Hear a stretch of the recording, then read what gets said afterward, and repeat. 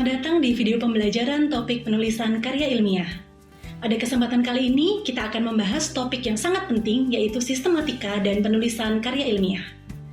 Karya ilmiah merupakan bagian tidak terpisahkan dari proses akademik, baik di tingkat mahasiswa maupun dalam dunia penelitian. Namun, menulis karya ilmiah bukan hanya soal ide yang cemerlang, tetapi juga tentang bagaimana menyusun gagasan secara runtut, sistematis, dan sesuai dengan kaidah ilmiah. Di video kali ini kita akan mengulas struktur daftar karya ilmiah, mulai dari pendahuluan hingga daftar pustaka, serta tips praktis agar tulisan kalian tidak hanya informatif, tetapi juga layak untuk dipublikasikan. Yuk kita mulai!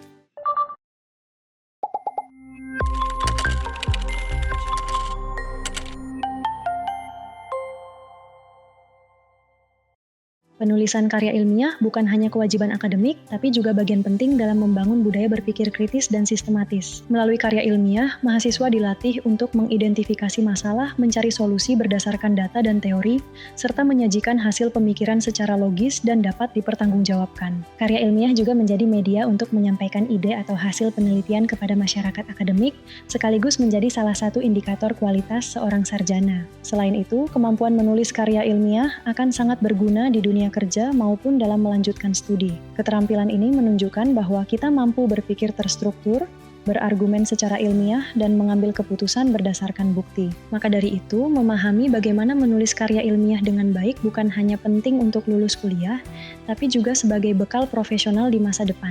Setelah mengetahui pentingnya penulisan karya ilmiah, sekarang kita masuk ke bagian teknis, yaitu format penulisan proposal skripsi. Proposal skripsi pada dasarnya terdiri dari 3 bagian utama: bagian awal, batang tubuh, dan bagian akhir.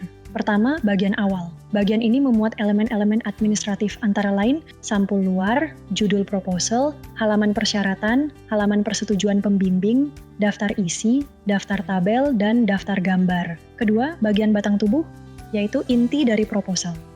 Bagian ini diawali dengan pendahuluan yang terdiri dari latar belakang masalah, rumusan masalah, keaslian penelitian, tujuan, dan manfaat penelitian. Setelah itu masuk ke tinjauan pustaka yang meliputi telaah pustaka, landasan teori, kerangka teori, dan kerangka konsep yang disesuaikan dengan kebijakan masing-masing departemen, serta hipotesis.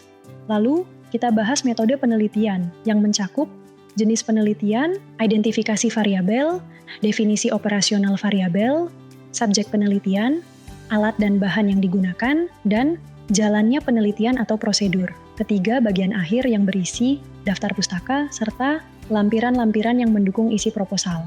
Format ini penting untuk memastikan penulisan proposal kalian rapi, terstruktur, dan sesuai standar akademik.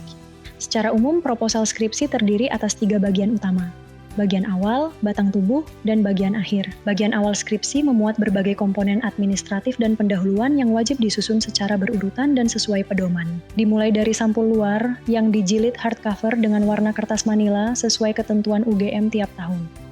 Tulisan pada sampul sama dengan halaman judul dan menggunakan tinta emas. Halaman judul memuat judul skripsi tanpa singkatan, tulisan skripsi, lambang UGM, nama lengkap penulis tanpa gelar, NIM, serta identitas institusi. Lalu ada halaman persyaratan, yang mencantumkan kembali data utama seperti judul, nama, NIM, dan tujuan penulisan. Berita acara ujian skripsi memuat waktu ujian, identitas mahasiswa, nilai, dan tanda tangan persetujuan. Setelah itu, ada lembar persetujuan pembimbing dan halaman pengesahan dekan. Bila diperlukan, penulis juga bisa menyertakan halaman persembahan yang bersifat pribadi namun tetap sopan dan diketahui pembimbing. Selanjutnya, pernyataan bebas plagiasi sebagai bukti keaslian karya, serta kata pengantar yang berisi latar belakang singkat dan ucapan terima kasih. Setelah itu, masuk ke komponen teknis: daftar isi, daftar tabel, daftar gambar, dan daftar lampiran, masing-masing disusun sesuai urutan kemunculannya dalam naskah. Bila ada, tambahkan daftar singkatan untuk menjelaskan istilah teknis yang sering digunakan. Terakhir, skripsi dilengkapi dengan intisari dalam bahasa Indonesia dan abstrak dalam bahasa Inggris, yang berisi ringkasan latar belakang, metode, hasil, dan kesimpulan penelitian, beserta kata kunci. Bagian batang tubuh skripsi merupakan inti dari seluruh isi karya ilmiah, yang disusun berdasarkan aturan penulisan akademik. Dimulai dari bab 1, pendahuluan, yang menjelaskan latar belakang masalah, rumusan masalah, keaslian penelitian, tujuan dan manfaat penelitian. Bagian ini menjawab mengapa topik ini penting dan layak diteliti. Bab 2, Tinjauan pustaka berisi teori-teori pendukung, hasil penelitian terdahulu, serta kerangka teori dan konsep yang merangkum keterkaitan antar variabel. Jika ada, ditambahkan juga hipotesis sebagai dugaan awal yang akan dibuktikan. Bab 3, metode penelitian menjelaskan secara sistematis bagaimana penelitian dilakukan, mulai dari jenis penelitian, variabel, definisi operasional, subjek, alat dan bahan, hingga teknik analisis dan alur penelitian. Selanjutnya, bab 4, hasil dan pembahasan menyajikan data yang diperoleh dari lapangan, disertai penjelasan dan analisis terhadap temuan tersebut. Bagian ini harus menjawab pertanyaan penelitian dan mengaitkannya dengan teori serta temuan sebelumnya. Terakhir bab 5, kesimpulan dan saran. Kesimpulan merangkum hasil penelitian secara padat dan sistematis, sedangkan saran berisi rekomendasi untuk penelitian selanjutnya, atau untuk pihak-pihak yang berkepentingan. Kelima bab ini disusun secara runtut untuk membentuk karya ilmiah yang logis, valid, dan dapat dipertanggungjawabkan secara akademik. Bagian akhir skripsi terdiri dari 2 komponen utama. Daftar pustaka dan lampiran-lampiran. Daftar pustaka mencantumkan semua sumber ilmiah yang digunakan selama proses penelitian. Sumber dapat berupa buku, jurnal, artikel online, laporan penelitian, hingga situs resmi profesi. Disarankan untuk menggunakan pustaka yang terbit maksimal 10 tahun terakhir. Penulisan daftar pustaka menggunakan sistem Harvard. Disusun berdasarkan urutan alfabetis tanpa penomoran dan dengan spasi tunggal. Selanjutnya, lampiran berisi dokumen pendukung yang tidak dimasukkan dalam isi utama skripsi, namun tetap penting. Contohnya adalah data mentah, kuesioner, surat etik, foto hasil penelitian, atau formulir lain yang relevan. Lampiran diberi nomor Romawi dan judul yang jelas. Kedua bagian ini penting untuk menunjukkan transparansi, akuntabilitas, dan kelengkapan sebuah karya ilmiah. Penulisan proposal dan skripsi mengikuti format baku. Diketik di kertas A4 HVS putih, tinta hitam, font Times New Roman ukuran 12, dan spasi ganda. Pengetikan dilakukan satu muka saja, dengan margin kiri dan atas 4 cm, kanan dan bawah 3 cm. Struktur penulisan dibagi rapi berdasarkan judul bab, subjudul hingga subanak judul dengan penomoran dan posisi penulisan yang sudah ditentukan. Nomor halaman menggunakan angka Romawi untuk bagian awal dan angka Arab untuk isi utama. Penulisan angka, satuan, serta istilah asing harus mengikuti aturan ejaan dan format yang berlaku.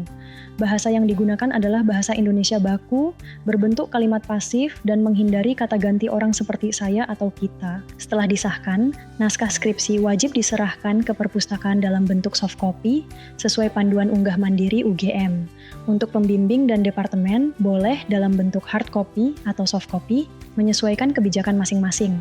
Dalam penulisan skripsi, terdapat sejumlah aturan khusus yang harus diperhatikan. Pertama, citasi dalam teks menggunakan sistem nama dan tahun. Nama penulis bisa diletakkan di awal, tengah, atau akhir kalimat, dan untuk 3 penulis atau lebih cukup ditulis nama pertama diikuti DKK. Jika satu kalimat mengutip dari beberapa sumber, gunakan titik koma untuk memisahkannya. Jika tidak ada tahun, tuliskan tanggal akses sumber. Untuk sitasi dengan judul dan tahun yang sama, tambahkan huruf A, B, dan seterusnya. Kedua, penulisan alinea dimulai 5 ketukan dari kiri dan berisi 1 pokok pikiran. Ketiga, parafras penting untuk menghindari plagiarisme. Jika kutipan diambil persis dari sumber, gunakan tanda kutip. Keempat, skripsi harus bebas dari plagiarisme.